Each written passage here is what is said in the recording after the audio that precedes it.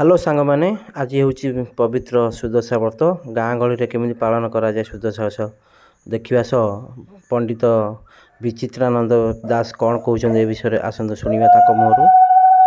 पंडित विचित्रानंद दास जय माँ लक्ष्मी।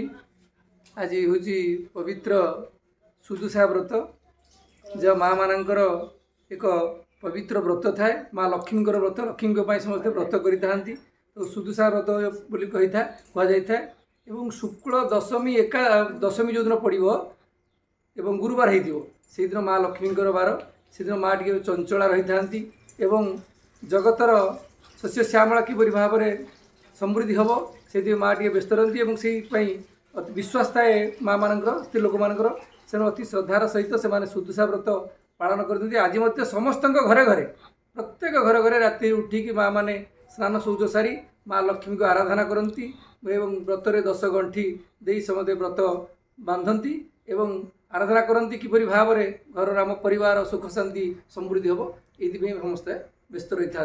जय माँ लक्ष्मी।